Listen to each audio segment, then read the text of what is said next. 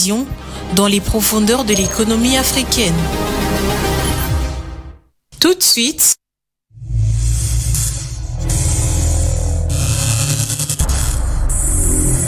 le journal.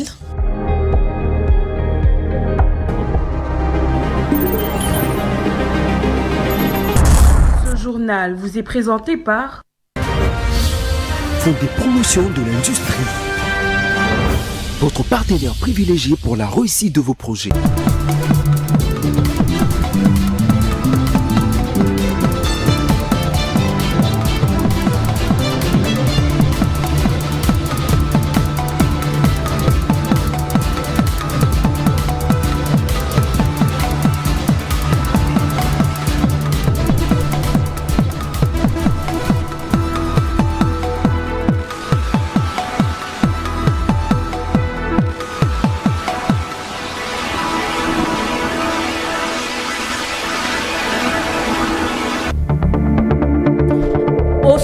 Dès ce journal, le gouverneur de la ville de Kinshasa, Daniel Bumba, a ordonné la suppression de marchés pirates dès ce jeudi à travers l'opération Balabala Ezalu NZT.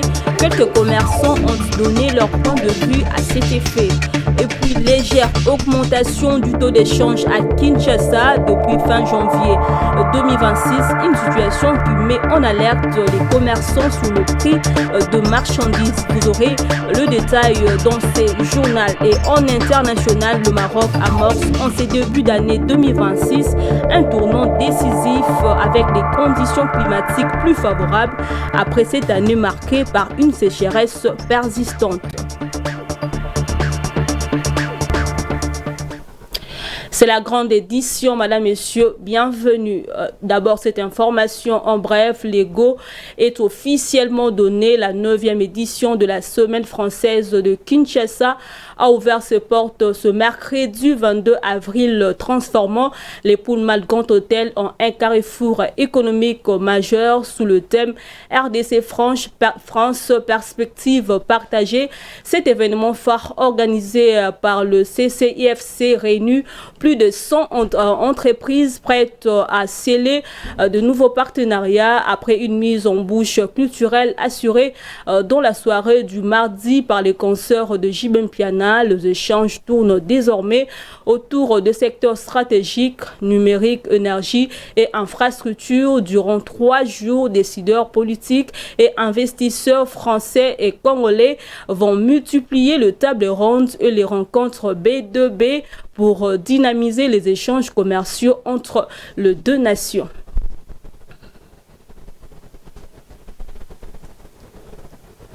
Et puis l'État congolais intensifie ses efforts pour renforcer l'approvisionnement en carburant dans les grands équateurs à travers la réhabilitation des infrastructures et l'augmentation de capacité de stockage en collaboration avec les opérateurs pétroliers Eritilola, Lelo et Jijinende.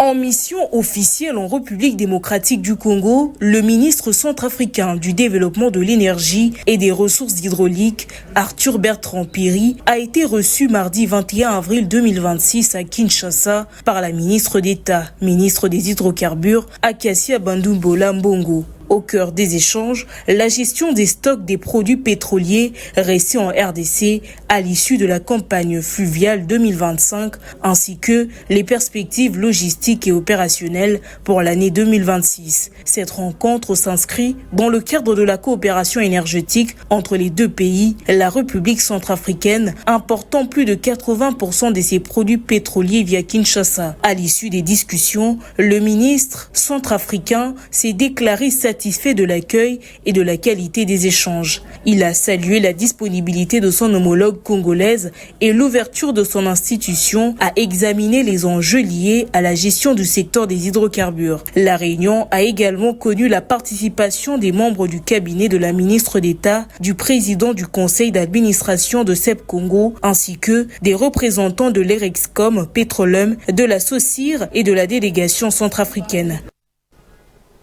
Et puis, depuis fin janvier 2026, le franc congolais subit une pression avec une légère augmentation du taux d'échange dépassant 2230 francs congolais. Cette situation met en alerte les commerçants sur le prix de marchandises. Reportage de Véronique Akapinga, Elika Bea et Gigi Nende.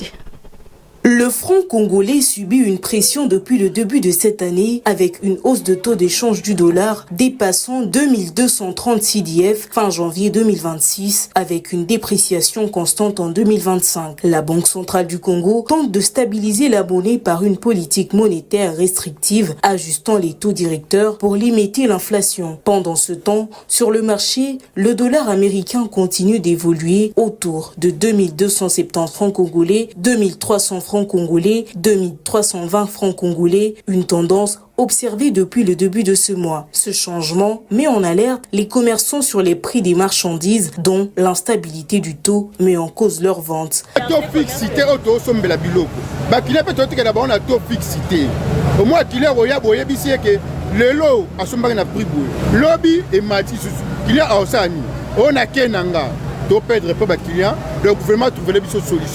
Cette instabilité offre une lueur du désespoir face à une population déjà abattue du quotidien assez difficile. Des cambistes interrogés mettent en cause des opérateurs économiques comme la source de ce changement du taux. Ça dit ceux qui dollars est bimé belé dans la circulation, automatiquement franc et limois. Bon, en soi, il y a un problème, les gens ne comprennent pas.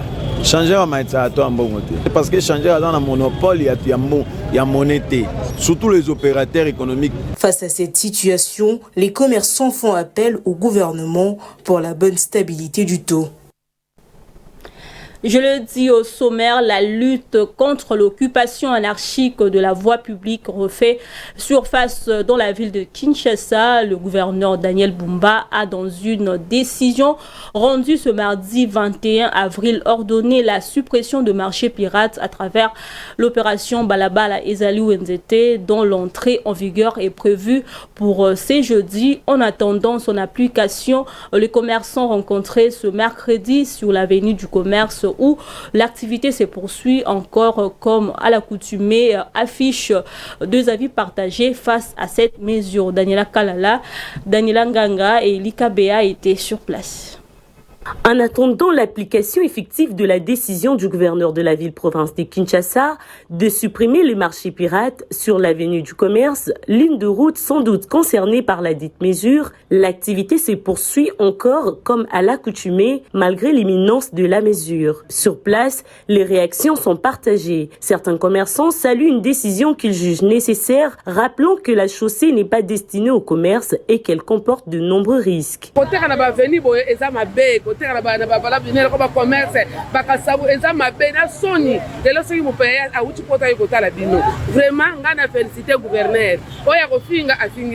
D'autres estiment en revanche que les autorités auraient dû patienter jusqu'à l'ouverture du marché avant de procéder au déguerpissement. Normalement, de babokesando tobimi libanda. De tobimi libanda boy po ba bengana biso. Normalement, il fallait s'andouer ici là. So ils s'andouer ici. Enfin, plusieurs vendeurs se disent démunis, affirmant ne disposer d'aucune alternative pour continuer à subvenir à leurs besoins.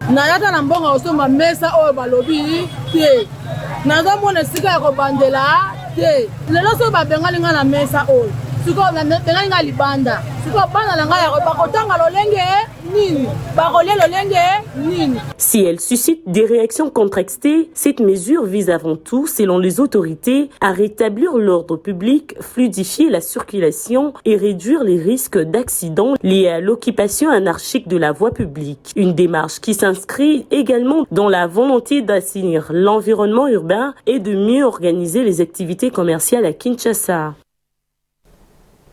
Et à Kinshasa, dans la commune de Barumbu, la démolition du site Kitoko met les habitants en difficulté. Beaucoup de familles passent nuit dans la Belle Étoile depuis le 17 avril dernier et lancent un cri d'alarme aux autorités compétentes. C'est un constat d'Henriel Mokama et Giscard Tamba. À Kinshasa, dans la commune de Barumbu, la démolition du site Kitoko a créé une situation difficile pour les habitants. Depuis le vendredi 17 avril, plusieurs familles passent nuit à la Belle Étoile. Leurs maisons ont été détruites. Sur place, on voit des biens éparpillés et des personnes sans abri. Aujourd'hui, ces familles disent avoir les documents nécessaires de cet endroit et veulent rentrer dans leurs droits. Une grande surprise, Babouki, Biloko, tout et baby, et voilà, nous sommes dans la rue. Ce que toko sala nini mbongo te eloko te place au kendezate baye bisaka batu ata après une semaine totikeli bino temps bobimisa biloko na bino mais baye brusquement bakosa biso to longola basalite na salite wana tomoni ba moko babandi obuka monaki ka danke zo sala lokola mutezo longola matiti kuna na prince na mbala moko kaka boye ebandi ko mata briske ebandi ko buka bandako sa kutota ko aviser ta mutu moko sota ko lobe atake kangata ata eloko moko bimanango libanda eloko te eloko penga nazo senga papa mokonzi ya mboka eloko to sengi baluka nanu na simota la nanu biso tala nanu biso papa na bano ya mike ba anja nzambe tozola na libanda tozana isika kolala te tozana isika te papa na ngai. Face à cette crise, les regards sont tournés vers les autorités locales appelées à réagir rapidement pour venir en aide à ces familles aujourd'hui en détresse.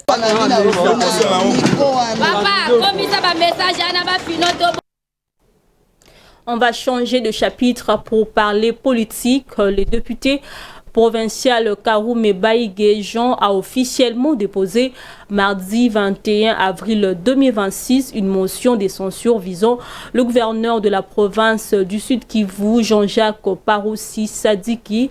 Ce dernier est accusé de léthargie administrative, d'incompétence, de détournement de fonds et de non-respect des engagements pris. Didier Lunga nous en dit plus. Le gouverneur Pourouzi fait face à des accusations portées par plusieurs élus provinciaux. Cette initiative parlementaire, selon Kaoume Baïngué, s'inscrit pleinement dans le cadre du contrôle institutionnel que les députés provinciaux exercent sur la gestion du gouvernement provincial. Un mécanisme prévu pour garantir la redevabilité et la transparence de l'exécutif local. Nous sommes ici réunis tous les territoires, en tout cas tous les territoires, et nous mettons en garde les gens qui vont instrumentaliser l'action des députés provinciaux. L'Assemblée est dans l'obligation d'inviter le gouverneur ici afin qu'il puisse s'exprimer et les députés que nous sommes avec d'autres qui ne sont pas ici, on est nombreux, méfiez-vous, on est déterminés à remettre de l'ordre dans notre province. Parmi les griefs évoqués, une léthargie administrative persistante, une incompétence dans la gestion des affaires publiques, des soupçons de détournement des fonds ainsi que le non-respect des engagements pris devant la population. Au-delà des accusations, certains observateurs y voient l'expression d'une montée des tensions entre l'organe délibérant et l'exécutif provincial, une situation qui s'apparente à un véritable bras de fer, notamment dans un contexte marqué par les moratoires décrétés par l'autorité de tutelle. Il convient de rappeler qu'en date du 5 novembre dernier, le ministre de l'Intérieur, Jacquemain Chabani, avait appelé les assemblées provinciales à suspendre les motions de défiance et les pétitions visant le gouverneur. Cette mesure, justifiée par la nécessité de préserver la cohésion nationale en période de guerre, visait à assurer la stabilité des institutions locales face au risque d'instabilité. Cet appel s'inscrivait dans la droite ligne des recommandations issues de la rencontre tenue le 3 novembre à Kinshasa, une réunion qui avait rassemblé les gouverneurs, vice-gouverneurs ainsi que les membres des bureaux des assemblées provinciales des 26 provinces de la République démocratique du Congo. Et en sport, la course à la présidence de la Fédération congolaise de football association entre dans une phase décisive à l'issue de la clôture officielle du dépôt des candidatures. Ils sont désormais 9 prétendants à briguer le poste suprême à la tête du football congolais. Blaise Pouzola nous en dit plus. Au total, 9 dossiers ont été enregistrés dans le délai imparti. Aziz Makukula, ancien footballeur portugais d'origine congolaise ayant évolué en Europe, notamment au Portugal, avant d'entamer une reconversion dans l'encadrement et la représentation du football congolais à l'étranger en tant qu'ambassadeur. Jean-Didier Massamba a exercé des fonctions administratives et financières au sein de la FECOFA sous la précédente direction, avec une implication dans la gestion de ressources de l'institution. Shabani Nonda est un ancien attaquant international, ex-capitaine des Léopards, ayant évolué dans plusieurs clubs européens, notamment en France et en Turquie, avant de mettre un terme à sa carrière. Max Mayaka, dirigeant sportif, ayant occupé des responsabilités dans 2 clubs de Kinshasa, notamment au DCMP et au FC Renaissance, avec une expérience dans la gestion des structures locales. Kevin Issa est présenté comme un acteur engagé dans des initiatives liées au développement du football, avec un positionnement axé sur la structuration et la promotion du sport. Bosco Mweu dirige la Ligue nationale de football, structure en charge de l'organisation du championnat national, et dispose d'une solide expérience dans la gestion de compétitions locales. Patrice Régnier Mangenda a été secrétaire général adjoint de la FECOFA avec un rôle administratif au sein de l'instance durant la période mandature. Véron Mosengo a occupé les postes de secrétaire général de la Confédération africaine de football après un passage au sein de la FIFA avec une expérience reconnue dans la gouvernance du football international.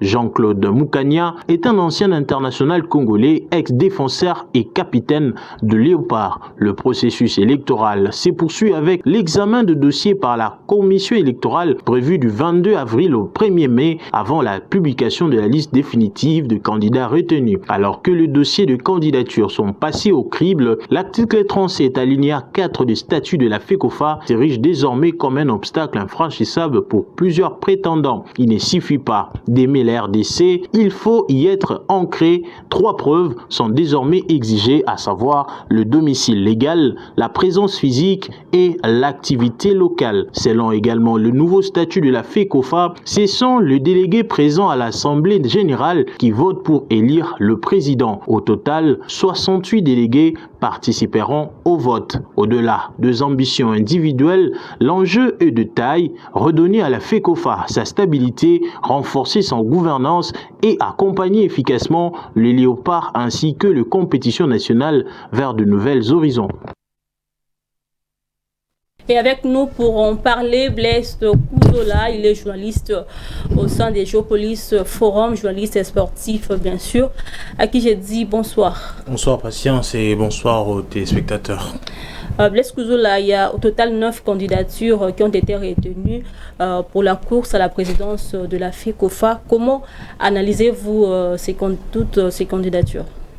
Bon, ce sont des candidatures très encourageantes et qui veut au fait, on va dire, offrir un peu plus un vent nouveau au sein de la fédération. Vous le savez, la FECOFA, ça va faire plusieurs années qu'elle n'a plus eu de comité exécutif depuis le départ de Constant Omari.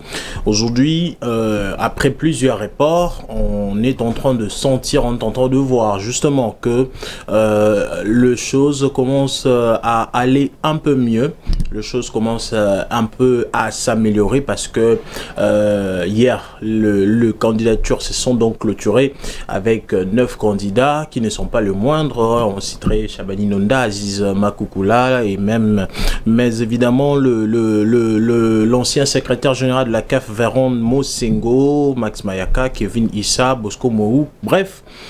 Beaucoup de concurrents, beaucoup de clients, de gens qui ne sont pas le moindre, on va le dire, parce que aujourd'hui le football congolais se veut d'avoir des dirigeants qui sont efficaces, qui sont forts et qui sont capables de relever les défis. Le défi d'un football qui répond aux attentes, le défi d'un sport qui aujourd'hui est en train en tout cas de piétiner un tout petit peu. Bref, ces candidatures sont d'une haute portée, mais on va quand même attendre parce que là, il y a on va dire le traitement de candidature qui a débuté depuis aujourd'hui et qui ira candidatures là ne sont pas encore elles ne sont pas encore officielles ni retenues. Bon, elles sont déclarées irrécevables, on va dire, mais il va y avoir aussi une sorte de traitement de dossier de chaque candidature et de chaque candidat qui répond aux différents critères exigés par le texte de l'Assemblée générale de la FECOFA. Donc ce traitement ira du 24 avril au 1er mai. Ça sera après ça que l'on nous présentera, la commission nous présentera donc la liste définitive de candidats. On ne sait pas si ça sera à combien. Et puis après viendra maintenant le moment de campagnes électorales où chaque candidat va nous présenter un peu ce qui sera son projet et les axes sur lesquels il va s'appuyer pour redynamiser la fédération et redynamiser le sport en République démocratique du Congo. Donc voilà ce qui peut être dit à ces sujets-là. Alors Blaise, il y a au moins 9 candidats. Si on les retient tous, dites-nous qui vote ces candidats-là, qui vont leur voter au fait? Bon, déjà, ça c'est une question qui revient maintenant un peu plus souvent avec beaucoup vraiment d'insistance. Alors, selon le nouveau statut de la FECOFA, inspiré de ceux de la Confédération africaine de football, ce sont le délégué présent à l'Assemblée générale qui vote pour élire le président. Ils sont au total 68. Alors, ils sont répartis dans plusieurs groupes. Il y a d'abord 6 délégués qui vont représenter le Ligue nationale, c'est-à-dire la Ligue nationale de football, la Ligue nationale de football de jeunes et la Ligue nationale de football féminin. On aura 2 par ligue. Et ensuite, il y aura 22 délégués qui représentent le 11 ligues provinciales, c'est-à-dire 2 par ligue, tout en ajoutant le représentant de clubs engagés en Ligue 1 et Ligue 2 du championnat national. Quand on fera le calcul, ça fera 68 personnes qui sont donc habilitées à le faire et ils vont le faire dans une assemblée générale. La condition veut à ce que celui qui va atteindre, on va dire, le suffrage ou le seuil, c'est-à-dire 35%, 35 voix, sera déjà déclaré vainqueur et il n'y aura pas de second tour de là. Okay. Donc, ce sont des éclairages que je voudrais donner un peu à la population. Donc, c'est pas tout le monde qui vote. Ce sont ces délégués-là qui vont participer au vote. Ils sont à 68 et après viendra maintenant le tour de ces votes-là. Donc, on va attendre d'abord que les listes soient officielles et après quoi on saura exactement qui peut devenir président de la Fédération congolaise de football association, je crois à l'issue de la journée du 20 mai. Merci beaucoup Blaise Kuzola pour vos éclaircissements. On va poursuivre avec l'actualité, cette fois-ci au-delà de nos frontières.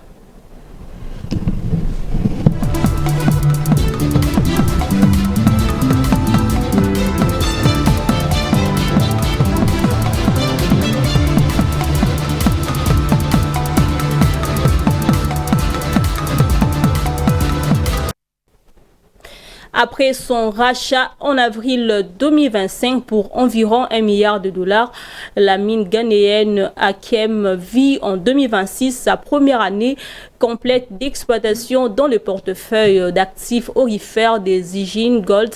Pour l'occasion, la société chinoise y vise une hausse de la production à 8,5 tonnes. Myriam Likio nous en dit plus. La compagnie aurifère chinoise Zijin Gold International a annoncé mardi 21 avril avoir produit au total 13,46 tonnes d'or au cours du premier trimestre 2026. Ces résultats, qui correspondent à environ 23% de sa cible de production annuelle, est notamment porté par le volume tiré de la mine Akiem qu'elle exploite au Ghana. Dans son rapport, la société met en avant une hausse de la production à Akiem ainsi qu'à Raigorodog au Kazakhstan. 2 actifs acquis en 2025. Si les volumes détaillés par ces sites n'ont pas été précisés, une progression est attendue sur le projet ghanéen avec un objectif annuel de 8,5 tonnes contre 5,1 tonnes en 2025. Le portefeuille des Zijin Gold International comprend également des projets en Colombie, au Suriname et en Australie. Plus largement, cette performance intervient dans le cadre des débuts de l'entreprise en tant qu'entité indépendante. Elles n'ont en effet été créées qu'en en 2025 pour regrouper tous les actifs aurifères internationaux de sa maison mère Zijin Mining. Pour ces baptêmes de feu, elle vise déjà à une dynamique de croissance avec 57 tonnes d'or attendues au total cette année contre 46,5 tonnes en 2025. Je l'ai annoncé au sommaire, après cette année marquée par une sécheresse persistante, le Maroc amorce en ses débuts d'année 2026 un tournant décisif avec des conditions climatique plus favorable. La campagne agricole 2025-2026 laisse entrevoir une reprise progressive, notamment dans les filières céréalières où les perspectives de récolte s'annoncent encourageantes. Myriam Lukuyo, une fois de plus, avec les commentaires.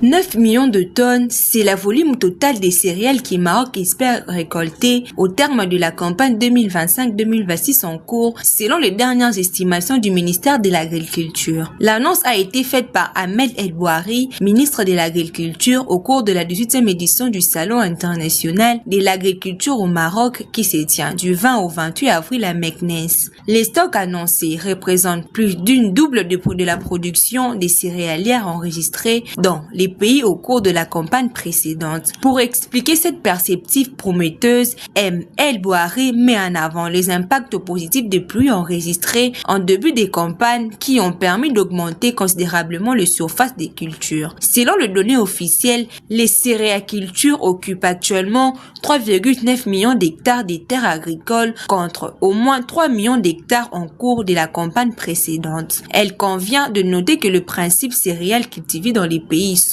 les blés, l'orge et les maïs. Une autre manière de vous informer, c'est avec la lecture de journaux parus ce matin à Kinshasa.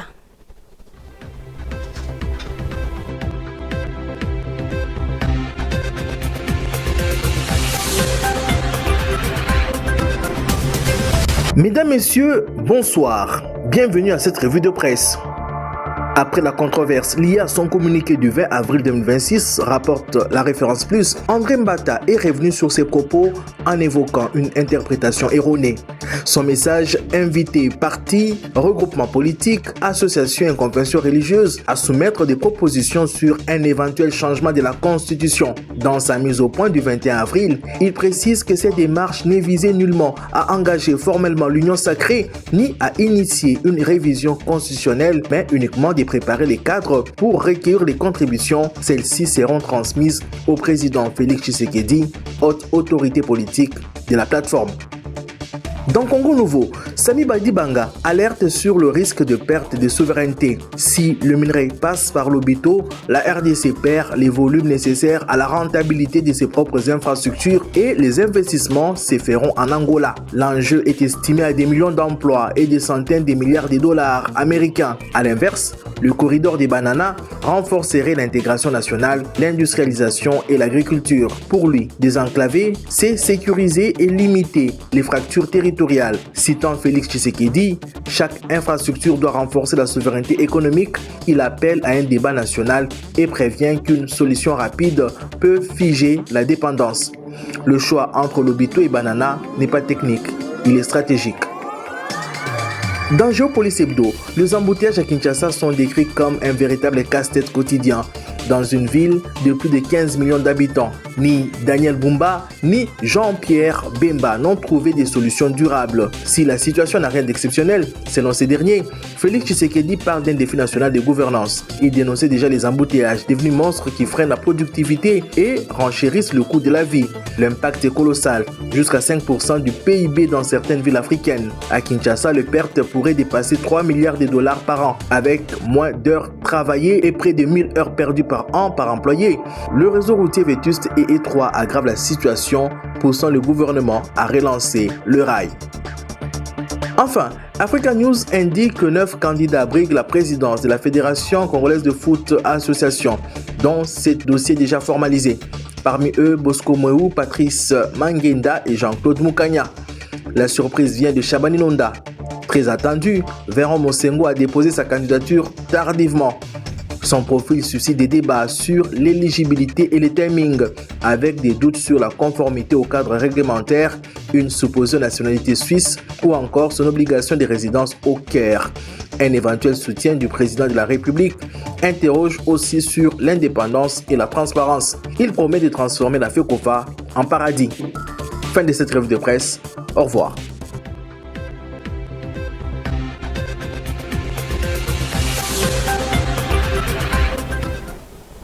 Ce journal est terminé. Je vous rappelle les différents titres.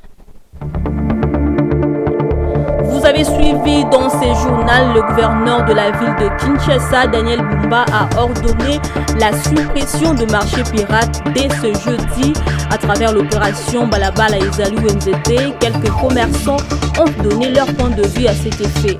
Vous avez suivi également dans ce journal la course à la présidence de la FECOFA entre dans une phase décisive. Au total, 9 candidatures ont été déposées en attendant la liste définitive. Et en international, vous avez suivi également le Maroc amorce en ce début d'année 2026 un tournant décisif avec des conditions climatiques plus favorables après cette année marquée par une sécheresse persistante.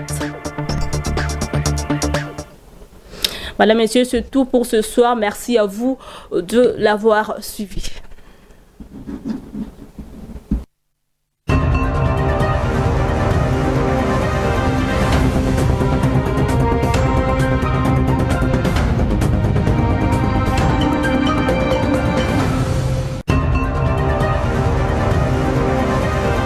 Ce journal vous a été présenté par Fonds des promotions de l'industrie.